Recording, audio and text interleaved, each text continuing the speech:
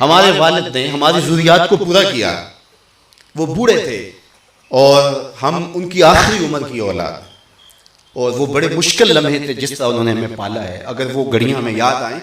تو کلیجہ منہ کو آتا ہے، لیکن انہوں نے ہمیں اس کے باوجود بھی رزق حلال دیا، مشکوک رزق سے بھی ہمیں بچایا انہوں نے، بلکہ ایک مشکوک سے آگے بھی درجہ ہے کہ رزق مشکوک نہیں ہوتا، رزق خالص ہوتا ہے، لیکن جو ہے وہ اس میں آپ اپنے وقار کو مجروح کر کے یا کسی سے وقتی فائدہ حاصل کر کے اس رزق کو حاصل کرتے ہیں۔ الحمدللہ اللہ کے فضل سے انہوں نے ہمیں اس سے بچایا۔ اس کی صرف میں 2 مثالیں آپ کو بتاتا ہوں۔ میرے والد گرامی کپڑے کا کام کرتے تھے، اور دنیا کے اوپر کسی نے ایسا دکاندار نہیں دیکھا ہوگا جو دکان بند کر کے رکھتا ہو۔ وہ کہتے ہیں لوگ آ کے بیٹھ جاتے ہیں اور میرا وقت ضائع کرتے ہیں، میں نے قرآن مجید پڑھنا ہوتا ہے، تو جو گاہک آتا تو دروازے کو دستک دیتا، قرآن مجید بند کرتے، دروازہ کھولتے، ہاں بھئی کیا لینا ہے؟ اس نے کہا یہ لینا، لیا، فارغ، پھر دروازے کو نکلا لیا۔ ایسا بھی کوئی تاجر دیکھا آپ نے؟ اللہ اکبر۔ تو اس میں جب وہ کپڑا رکھتے تھے تو اس میں انہوں نے طے کیا ہوا تھا کہ اس وقت زیادہ سے زیادہ جو مہنگا کپڑا تھا 30 روپے گز ہوتا تھا،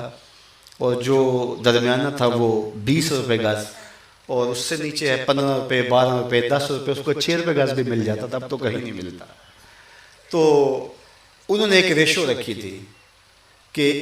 10 پہ 1 روپیہ، تو جو 20 روپے گز کپڑا تھا وہ 21 روپے گز بیچتے تھے،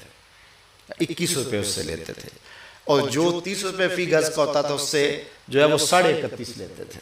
وہ باقاعدہ اوپر لکھا ہوا ہوتا تھا۔ اب مجھے بتاؤ اس ریشو سے اپنے خاندان کی پرورش کرنا اور اتنی گراں ذمہ داریاں کیسے بندہ عہدہ برا ہو سکتا ہے؟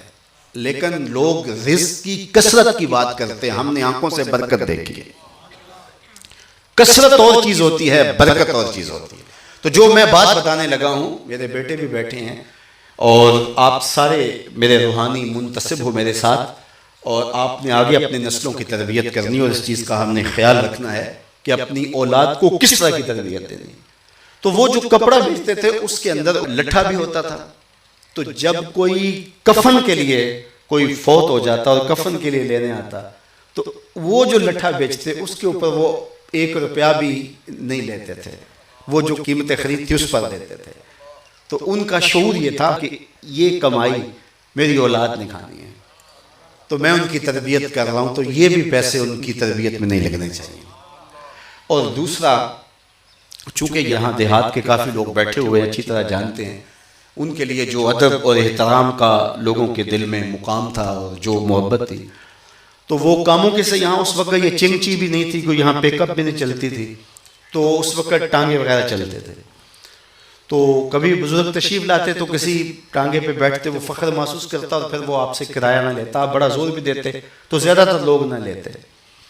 تو وہ کپڑا لے کر کے آتے، تو وہ پھر یہ جو راجباج آ رہا ہے، یہ تقریباً یہاں ٹول پلازا جہاں بنا ہے اس سے پیچھے ایک جگہ ہے، وہاں اتر جاتے اور وہ 1.5 من کا بورا سر پہ اٹھا کے یہاں آتے۔ کیوں؟ اس لیے کہ وہ بیچارہ تانگے والا وہ میرے سے کرایہ نہیں لے گا، تو اس کی بھی تو روزی کا مسئلہ ہے نا، تو وہاں سے اٹھا کر کے سر پہ لے کر کے آتے۔